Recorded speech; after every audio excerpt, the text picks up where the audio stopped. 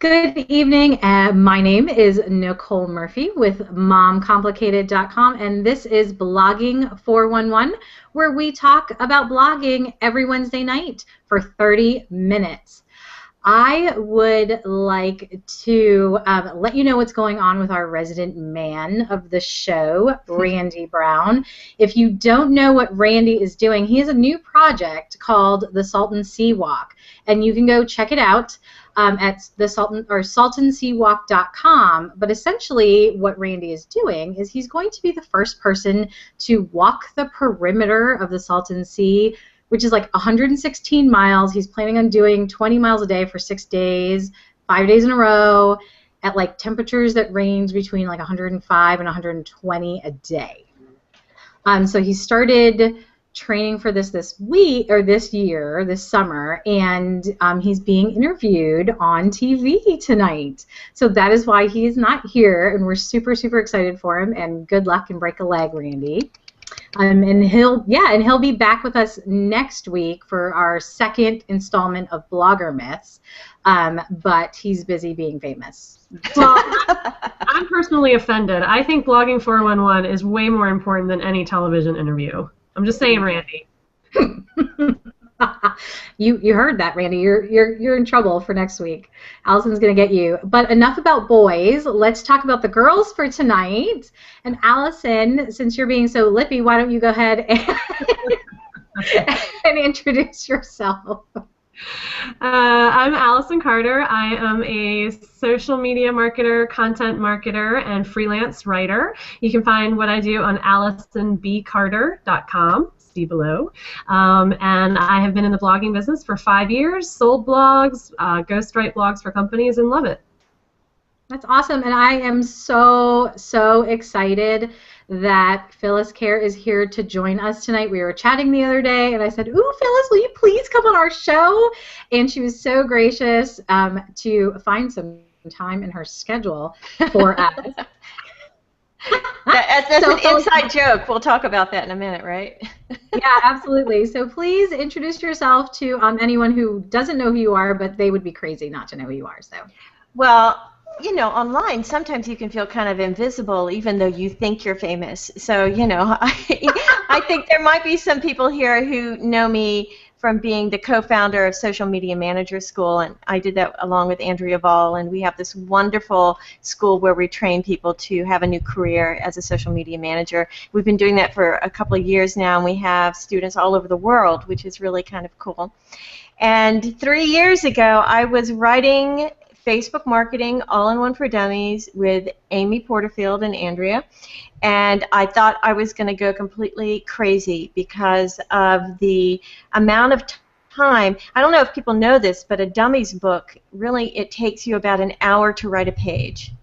And I had 300 pages that I had to personally write. And for dummies books, you have to format them correctly. You just don't work them on a Word document and throw them to an editor. You have to do the formatting.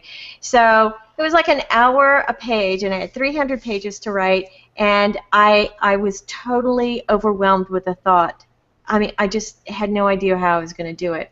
And all three of us had to have our things done on time, or we wouldn't get paid, and they had this little tiny little bonus, and so none of us would have gotten the bonus if one of us didn't turn our stuff in on time.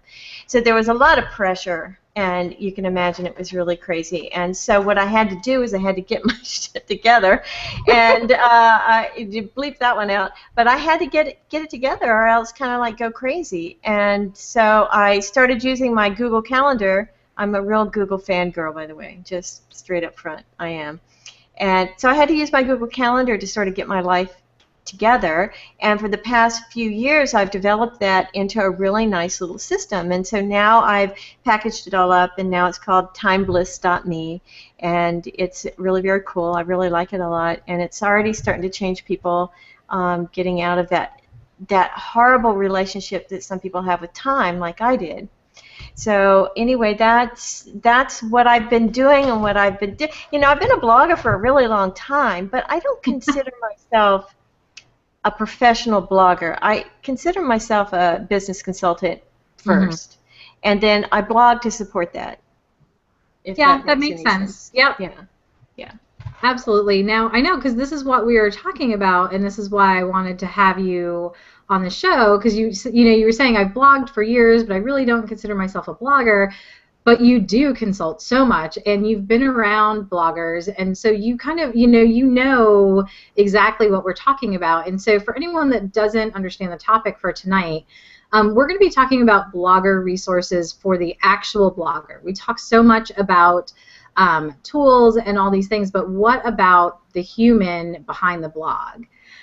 So Allison, why don't you kick off some ideas of because I know I came to you when I first started blogging. I'm like, I don't know what to help. Like, what do I do now? I set up my blog. I got that all done. Now what? And I know that you were very gracious and you sat me down and you're like, all right, this is what you do next steps. So why don't you hand those out to everybody and share them? Sure. Well, and we'll get into the details and the nitty-gritty about specific resources that you need. But as far as being the blogger behind the blog and the person, it's a whole person there. You're not just your WordPress theme. You need inspiration, you need motivation, you need friends to support and to get ideas, and you need education.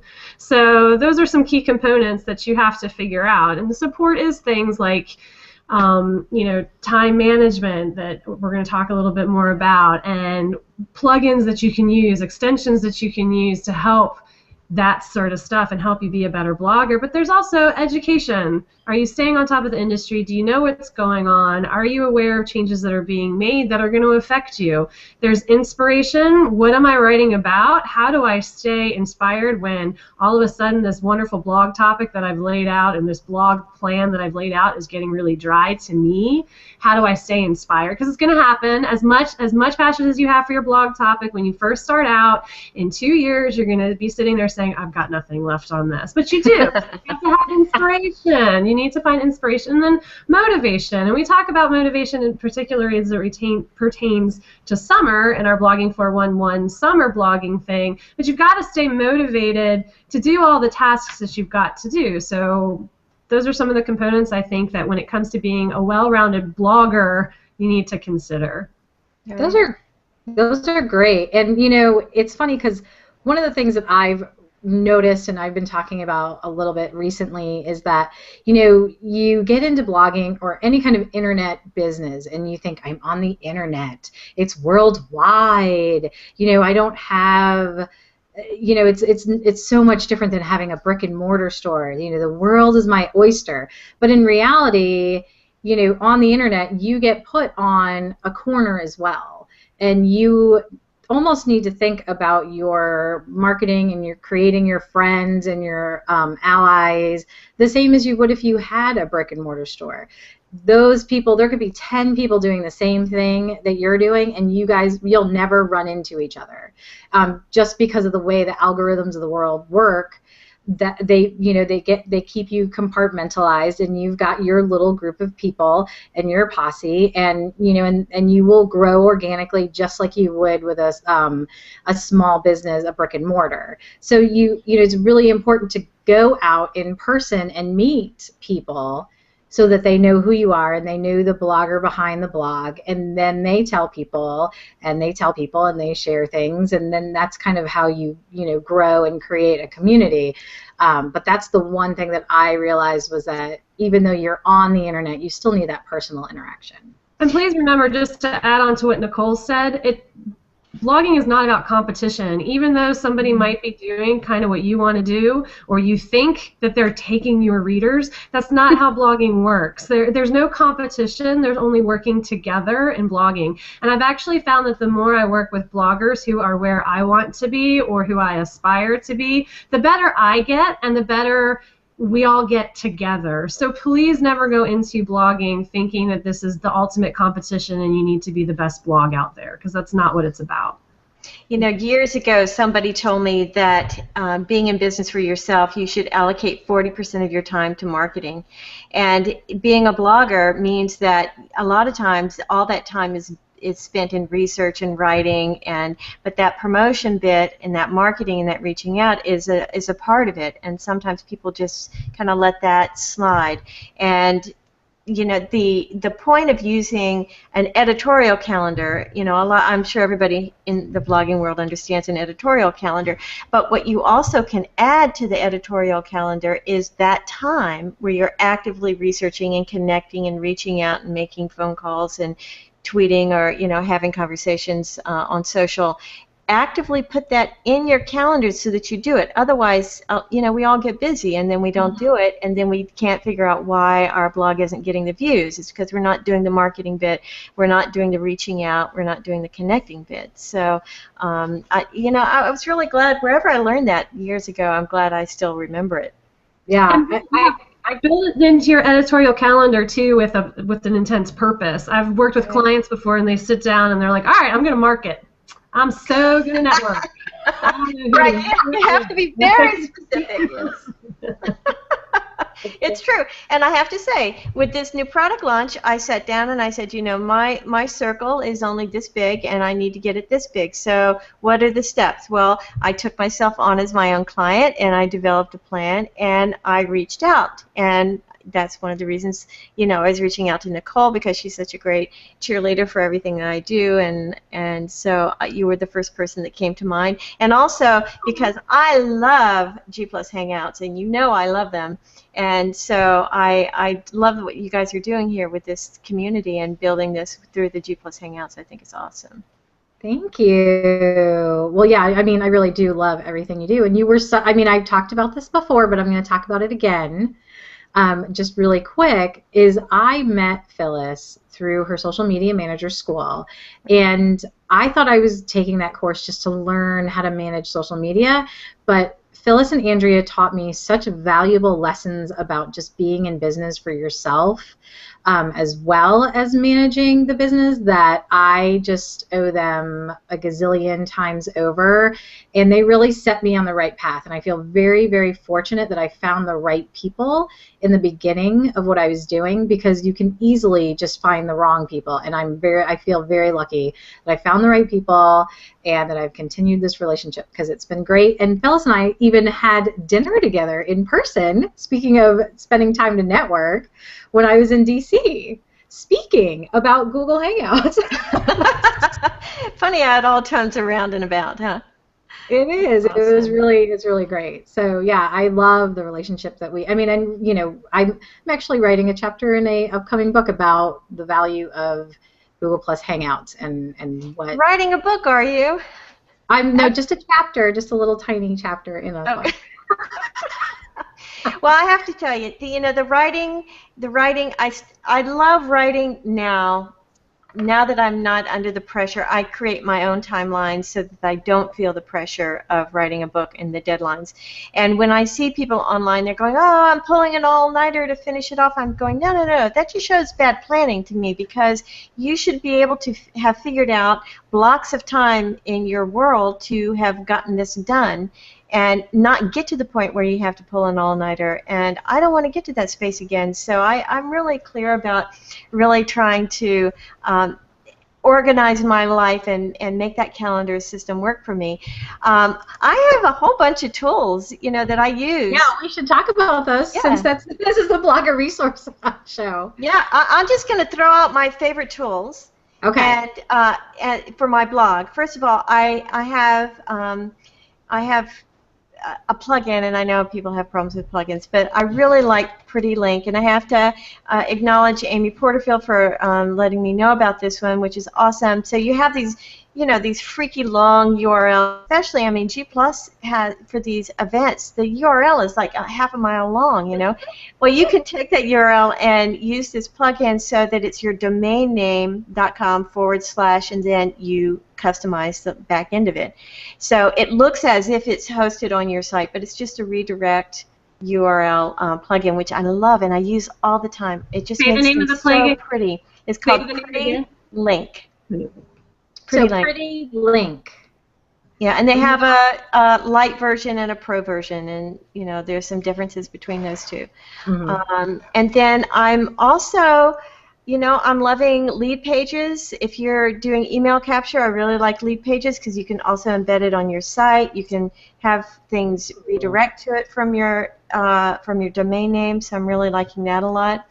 I'm using a new webinar program, and the reason I say this as a blogger tool is a lot of times, and I'm finding this more and more now, and you guys are a case in point, it's a lot of times bloggers are hosting their own webinars now because it expands the reach, it builds their email list, it expands everything. And so Webinar Jam uses G Plus Hangouts inside of it. It's sort of like the frame around it. It's like if you take GoToMeeting or GoToWebinar and a G Plus Hangout and you morph them together, then you get Webinar Jam. I'm excited that you really like that, because I really like it a lot. Yeah, I think, because when everyone heard about Hangouts for the first time, they're like, can I replace my webinars from there? And I think Webinar Jam might be really the first one that you could truly go ahead and... Because you can get a registration from people, so you get an email gate with it. You have autoresponders before and after the event. You can set up as many as you want, which is awesome. The replay is going to be straight there automatically, so it's really great. So so I would call this an advanced blogger tool. Once you really want to start reaching out to your audience with webinars.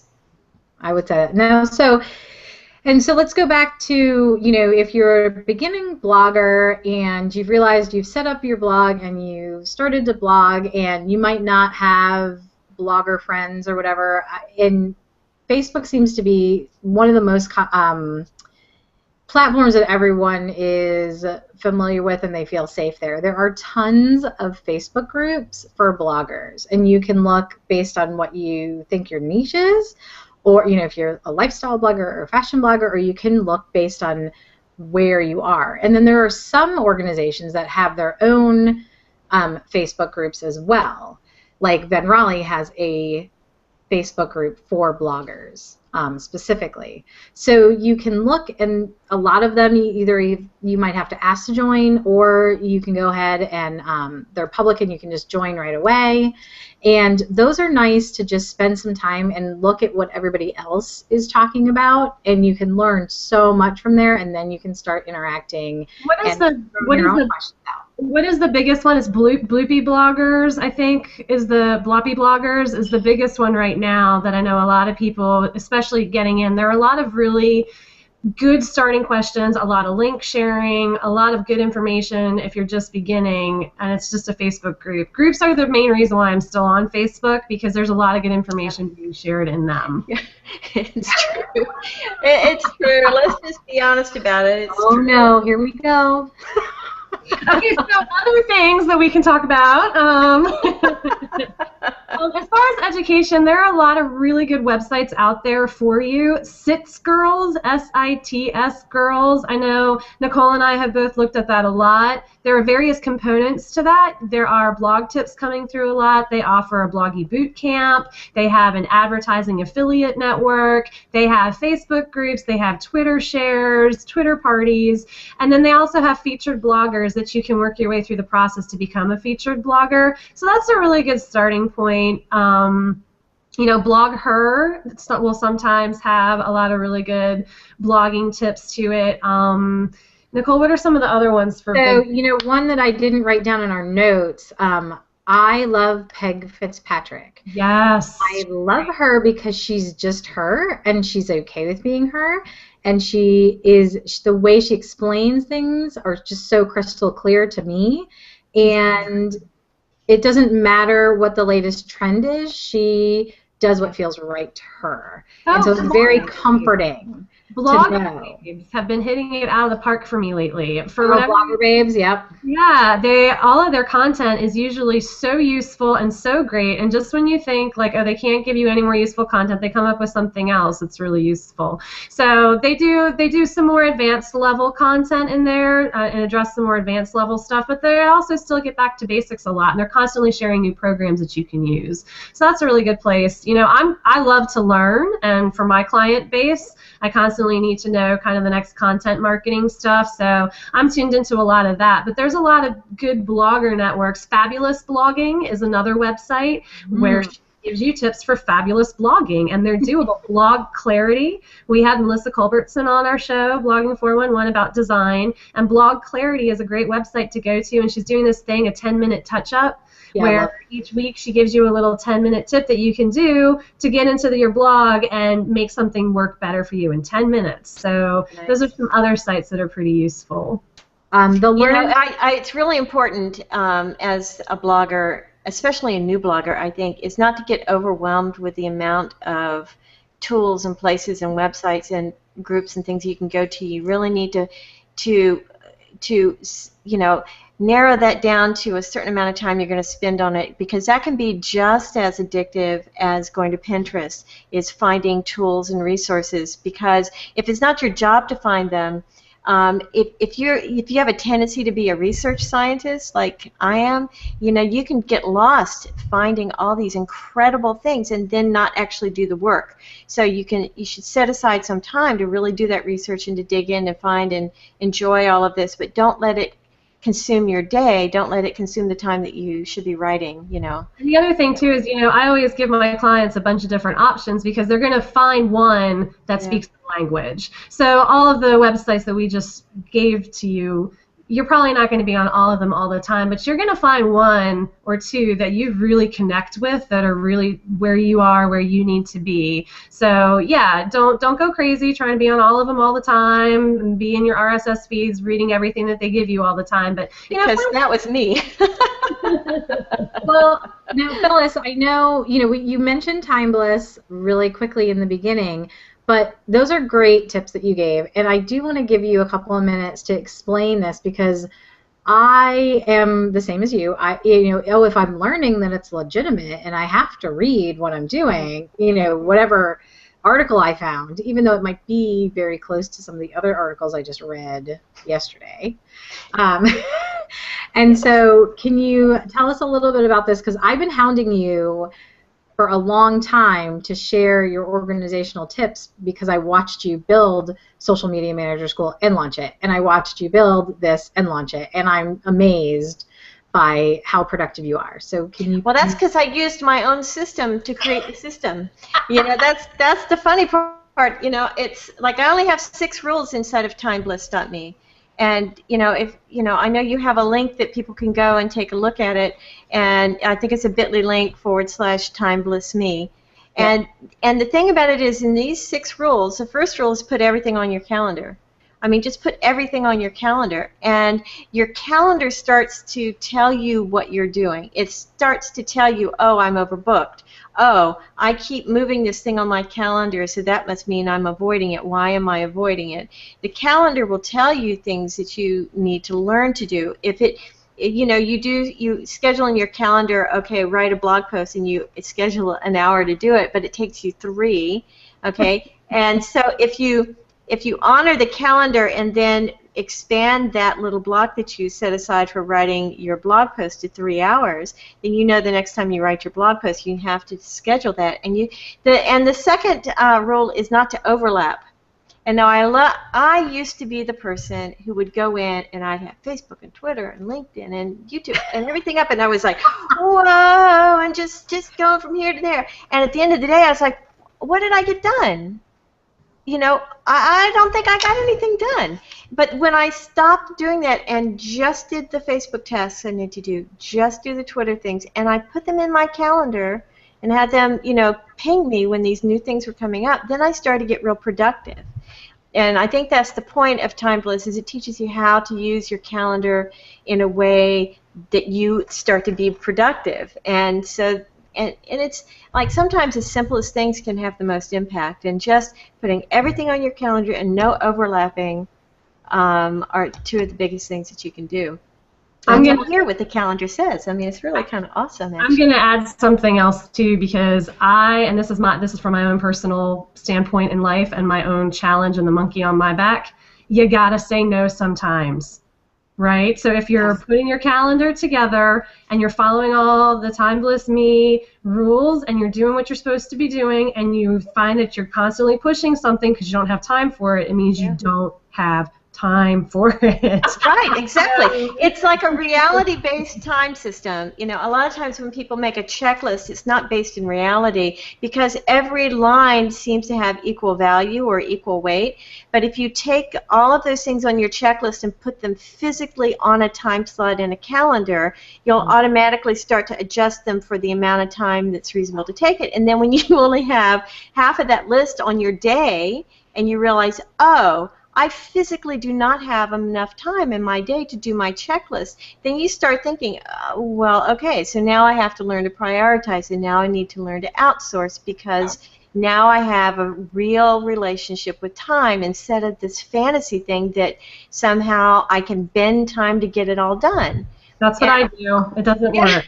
And you know, I know all three of us are in the Superwoman Club, and we really think we can get it all done. And I know we are. But here's the thing: you can. It just might be in a different time frame than you think. And so, but use a calendar to organize that and get it all set up. You know, it's sort of like having an editorial calendar for your life. Oh, I like think that. about it that way. I want to. You need to tweet that out. It's a tweetable. It is a tweetable. So really quick, I want to read what Diane Bradley has to say. Hey, Diane. Hey, Diane. She wrote that my admin skills were virtually non-existent until I took Phyllis and Andrea's course. That was my challenge as a social media manager. And they are fantastic teachers, and they really are. Oh, sweet. Thanks. Totally. I want to throw in a couple more resources for bloggers too, because I know, Phyllis, you mentioned too outsourcing, and before we started the Hangout Live, we had talked about virtual assistants. Can you kind of give us a sense for what a virtual assistant is, when to use it, how much a virtual assistant program or person might be?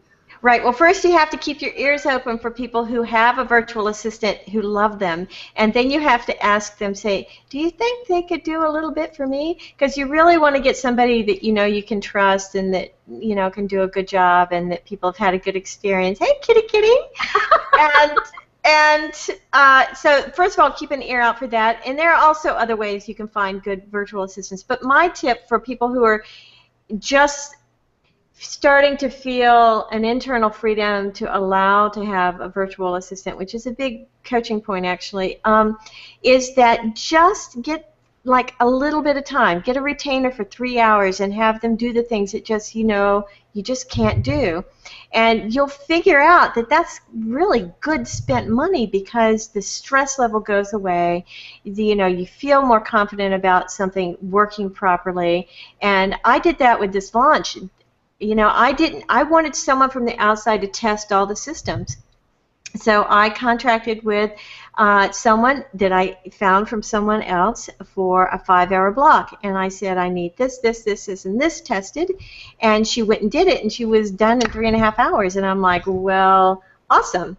So outsource, and you know, God, the first time I outsourced, I thought I was going to just have a panic attack because I've been a solo entrepreneur all my life, and nobody could do it as well as I do it, and you know, it was a really hard decision. But now it's like, shh, outsource this stuff, baby. You know, it's so much better. So once you do it once and you have a good experience, you'll want to do it more. That's true, and I would say some of the things that I know that people started baby stepping in outsourcing is editing articles and blog posts. Yes, I have an editor, and I have someone who transcribes videos, which is awesome. You know, that bit is good. Testing systems, you know, making sure things work properly. There's some things I won't outsource. I won't outsource the writing of my blog posts, but I do outsource the editing of it.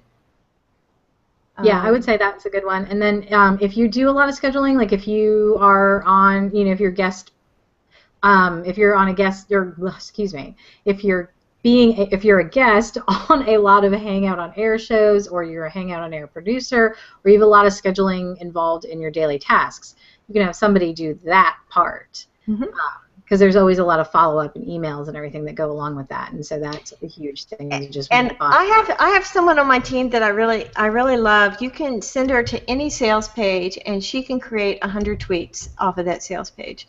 and schedule them up in Hootsuite, and just easy. And it's like, oh, thank goodness. So, if you're creating sales pages or products, if you can find someone who can go through there and find all the pithiness and all the good gems that you have in there, turn them into tweets and schedule them all out, then you can spend your time on Twitter having conversations again, instead of worrying about that you're not marketing your stuff. And so, again, so that VA part for a blogger, I think, is a real important tool. Yes, absolutely. And I know there were some other resources too that Nicole and I, especially as being predominantly bloggers, found really useful. And one of those is I think, well, Nicole, you might use this more than I, but Triber. Some bloggers really use StumbleUpon a lot. Mm-hmm. There are some really good, we mentioned the Facebook groups, and some people are book people. I'm a book person. I like a book. I like to sit down with Blog Design for Dummies when I can't figure out how to get the Facebook widget to get in there, and I like to have a book in front of me. So there are books that exist too that are out there. A book that's come recommended to me a bunch is the Pro Blogger book that I just started, and I'm also reading Blog Inc. INC, not INK.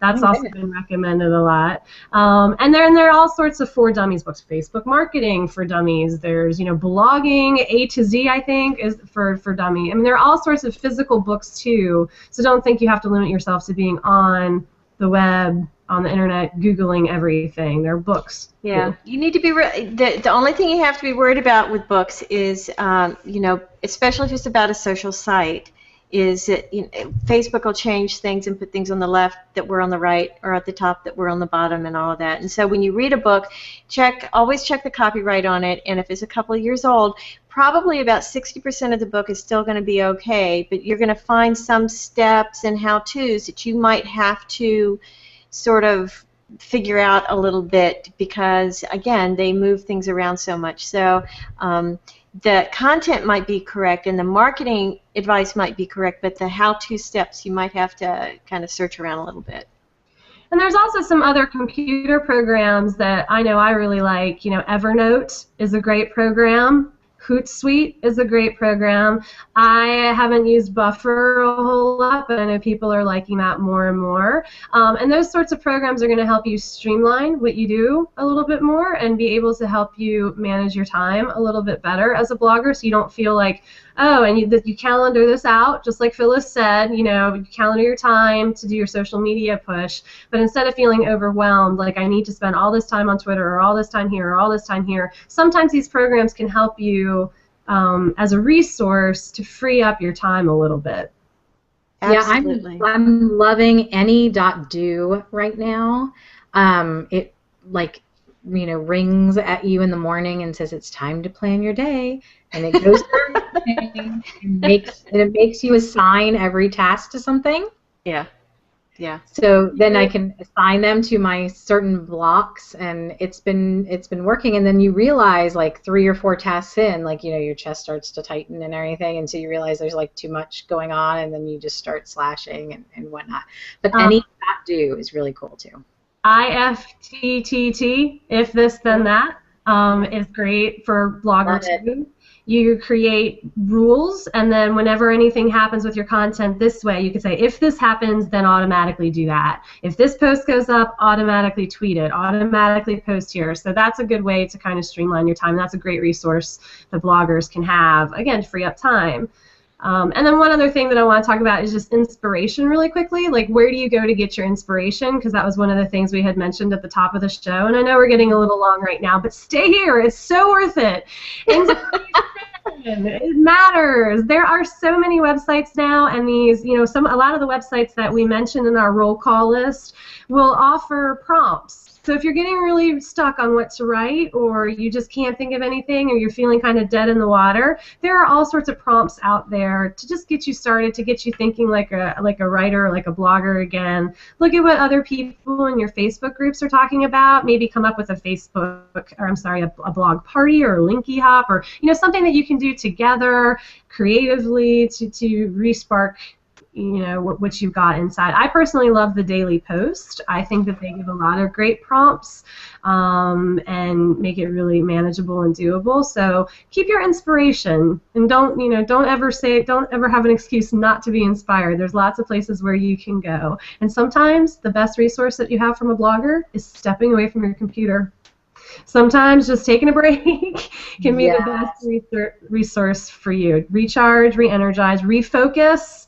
Use the time management skills that you learn from Phyllis's classes to focus on what's important and time those in. And sometimes you just need to take a second to remember, as a blogger, you're a person, and what do you want from your blog and what do you want as a person. Right, and if you're in your calendar, if you're booked from 8 o'clock in the morning till 10 o'clock at night doing work, then again, your calendar is talking to you and saying, hey, there's more to life here. You need to and some people have to actually book time to do normal things like go out, go for a walk, go to a restaurant, have lunch with friends. For those of us who sit behind a screen for our jobs, we have to actually make an effort sometimes to go out because it's so charming what we're finding online. It's so wonderful to be here, and so you have to break through. And I just published a blog post today actually about taking a digital detox for the weekend, for the 4th of July weekend. And I talked about having a social independence day, and there are 3 ways to kind of look at that, and so that just actually, I scheduled it to post while we were having our talk here, so it's out and about in the wild right now. And it's really important to step away, stop looking at a screen, look into the eyes of a real person, and have a conversation. But there's also other things. There are social communities now that allow you to create your own non-Google crawled groups. There's a company called Scruples that has an interface where you can create groups. There's no ads. Your words are not crawled for data gathering, all the content you own, all of that. So it's an independence from being part of the machine in a way. And then just to be in control of your own time is a way to be independent, because now I have free time. I never had free time before.